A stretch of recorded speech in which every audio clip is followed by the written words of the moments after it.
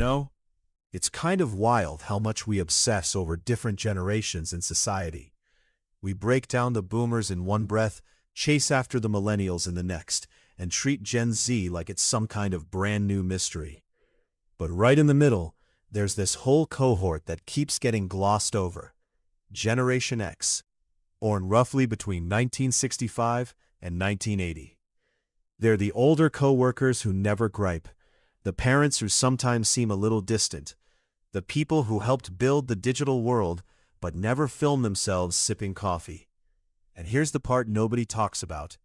Their mindset is probably the least understood of any living group. They were the first generation raised as latchkey kids on an enormous scale. Picture this: 1978, you're 8 years old, and you walk into an empty house because both parents are working. No cell phones, no security cameras, nothing to check in on you. You let yourself in, grab a snack, tackle your homework solo, and just wait. By 1984, millions of kids that age were coming home to quiet houses after school on a regular basis. That emptiness taught them early that you can't always count on someone to be there. It didn't just make them self-sufficient. It hammered home that your choices carry real weight and consequences you can't talk your way out of. When your parents finally got home, you always knew exactly where you stood. Rules were clear, consequences were immediate, and no one wasted time on feelings or explanations. Step out of line, and you paid for it right there. Psychologically, that created an environment where every action was tied straight to its outcome. No fuzzy middle ground. Your brain learned to read those links in real time, which is why Gen Xers often think several moves ahead in ways that leave younger people scratching their heads. They watched their parents preach stability, but then watched marriages fall apart at high rates throughout the 1970s and 1980s. They saw coworkers give everything to companies only to get laid off during repeated rounds of downsizing. The old advice, work hard, play by the rules, and life will sort itself out, kept getting rewritten in front of them. So yeah, some might label it defensive pessimism, but Gen X just calls it being honest. It's not full-blown cynicism. It's more like they developed emotional armor, hoping for the best while quietly expecting the unexpected. That's why you rarely hear them posting on social media. They grew up in a world where privacy felt normal. If you screwed up as a kid, only a few people knew, and that was the end of it. No phones, no viral clips, just some awkward memories stored away. Blasting your entire life for strangers to see? It never felt exciting. It felt dangerous. They learned early that keeping a low profile kept things safer. Gen X basically turned dry humor into a shield. They make a joke, stay a safe distance away, laugh it off before anything can bite. You can trace that back to growing up under the constant threat of the Cold War. Teachers talking about nuclear war like it was just another Tuesday. School drills telling you to duck under desks as if that would help. When adults act like everything's on the brink while telling you not to panic, you get used to holding two completely different truths at the same time and keeping a little distance just in case. But despite all that, Gen X has carved out a very distinct way of approaching work that still stands out today. They never talk about it. They never post about it. They just do it.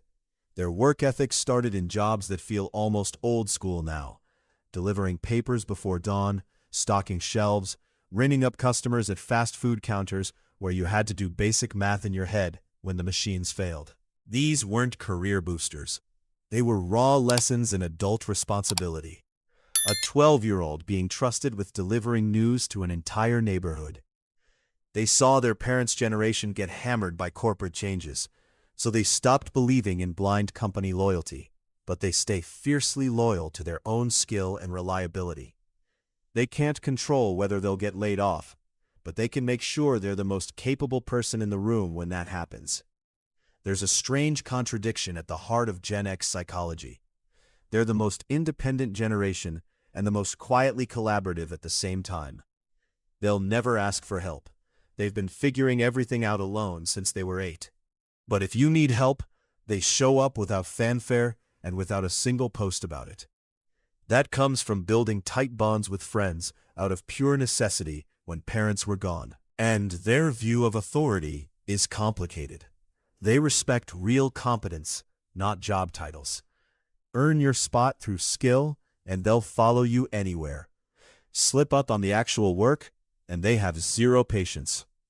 Gen X questions authority because they watched incompetent leaders make bad calls their whole childhood.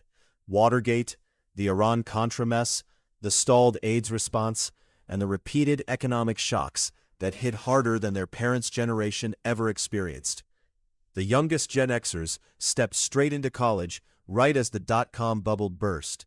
The oldest were just hitting their stride when the 2008 crash hit.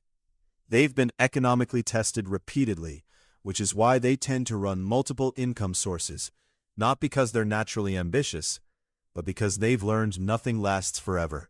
Some research even points to a pattern of self-reliance that edges toward anxiety.